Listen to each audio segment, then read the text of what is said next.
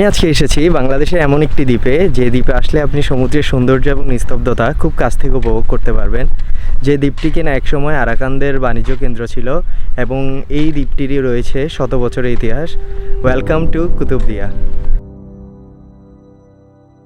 এই ভিডিওতে আমি আপনাদেরকে দেখানোর ট্রাই করব Kutubdia sea beach, Kutubdia light house, তার পাশাপাশি কুতুবদিয়ার যে বিখ্যাত বায়ুবিদ্যুৎ কেন্দ্র এবং তার পাশাপাশি আমার টোটাল এক্সপিরিয়েন্সটা আপনাদের সঙ্গে শেয়ার করব।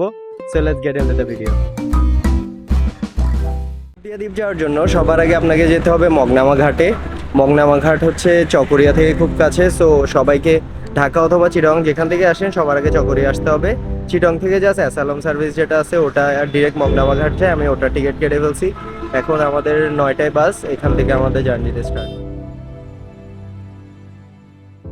তো ফাইনালি 3 ঘন্টা একটা লম্বা জার্নির পর আমরা চলে আসছি এখন মগনামা ঘাটে।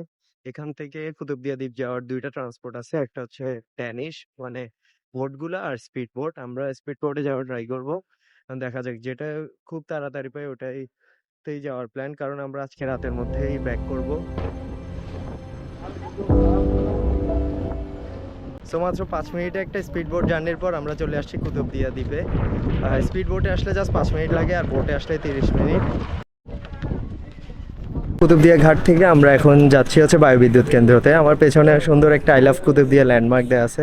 যারা ঘুরতে আসে সবাই এখানে একটা ছবি তুলে, এটা একটা ম্যান্ডেটরি স্পট হয়ে গেছে। বাংলাদেশের নবায়নযোগ্য জ্বালানির ইতিহাসের এক গুরুত্বপূর্ণ অধ্যায় রচিত হয়েছিল এই কুতুবদিয়া দ্বীপে। এই কুতুবদিয়াতেই স্থাপন করা হয়েছিল দেশের প্রথম বাণিজ্যিক বায়ুবিদ্যুৎ কেন্দ্র। 1990-এর দশকে এই দ্বীপে শক্তিশালী ও নিয়মিত বাতাসকে কাজে লাগিয়ে এখানে উইন্ডমিল বসানো হয়। উদ্দেশ্য ছিল খুবই স্পষ্ট: দূরবর্তী দ্বীপ এলাকায় পরিবেশ বান্ধব ও বিকল্প বিদ্যুৎ সরবরাহ নিশ্চিত করা। তখনকার সময়ে এটি ছিল একেবারে নতুন ও সাহসী উদ্যোগ। একসময় উইন্ডমিল থেকে কুতুবদিয়ার বিভিন্ন এলাকায় বিদ্যুৎ সরবরাহ করা হতো। সমুদ্রের বাতাস যে বিদ্যুতের রূপ নিতে পারে, এই ধারণার বাস্তব উদাহরণ ছিল এই প্রকল্প। তবে প্রাকৃতিক দুর্যোগ, লবণাক্ত পরিবেশ, প্রযুক্তিগত সীমাবদ্ধতা এবং নিয়মিত রক্ষণাবেক্ষণের অভাবে ধীরে ধীরে এই কার্যক্রম কমে যায়। আজ হয়তো এই উইন্ডমিল পুরো শক্তিতে কাজ করতে পারছে না, কিন্তু এটি এখনো দাঁড়িয়ে আছে এক নীরব সাক্ষী হয়ে, বাংলাদেশের সবুজ জ্বালানির শুরুর গল্প নিয়ে। পিছনে আপনারা দেখতে পারতেছেন কুতুবদিয়ার সবচেয়ে ফেমাস লাইট হাউসটা। 1865-এ স্টিলের যে লাইট হাউস এটা তৈরি করা হয়েছিল। এর আগে স্টোনের একটা লাইট হাউস ছিল, যেটা কিনা 1897-এ টর্নেডোতে ধ্বংস হয়ে গেছে। আর আমার পেছনে আপনারা পুরা বিস্তৃত একটা পুরো এরিয়াতে আপনারা দেখতে পারতেছেন যে লবণ চাষ হচ্ছে। কুতুবদিয়া কিন্তু লবণ চাষের জন্য অনেক ফেমাস। এখানে সল্ট ফিল্ডগুলো দেখার জন্য অনেক দূর দূরান্ত থেকে মানুষ আসে। তার পাশাপাশি এখানে বিচগুলোও খুবই সিরিন। এখানের বিচ ভাইবসের থেকেও বেশি হচ্ছে এখানে লবণের চাষটা। আমার আশেপাশে পুরো এরিয়া জুড়েই আমি ড্রোন শট দিয়ে পুরোটাই আপনাদেরকে দেখানোর ট্রাই করছি যে কতটা বিস্তৃত এই পুরো এরিয়াটা। পুরোটাতেই লবণ চাষ হচ্ছে। লবণ চাষের যে মেকানিজমটা, এটার আমার আসলে আগে জানা ছিল না। এখানে আসার পর লোকালসদের সাথে কথা বলে জানতে পারছি যে সমুদ্রের পানি এনে তারপরে একদম খুব ইজি প্রসেসে জাস্ট উইকের মধ্যে 2-3বারও এটার চাষ করা যায়। খুব সিম্পল একটা ইজি একটা প্রসেস।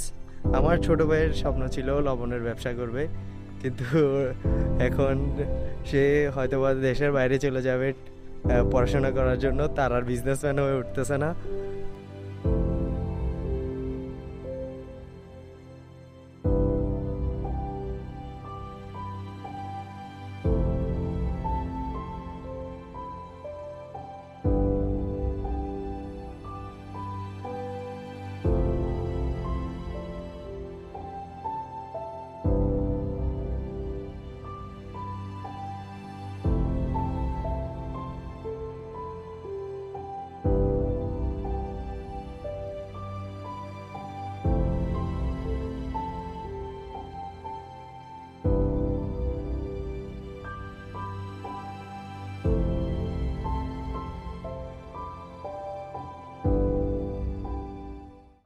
সুন্দর একটা সূর্যাস্ত দেখতে দেখতে আমি আমার জার্নিটা এখানে শেষ করছি।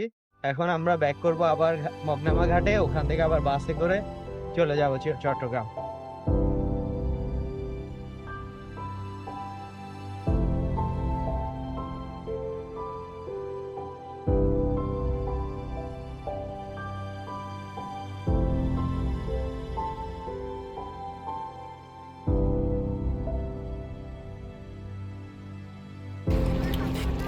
ফাইনালি সুন্দর একটা সানসেট দিয়ে আমার কুতুবদিয়া ব্লগটা এখানে শেষ করতেছি।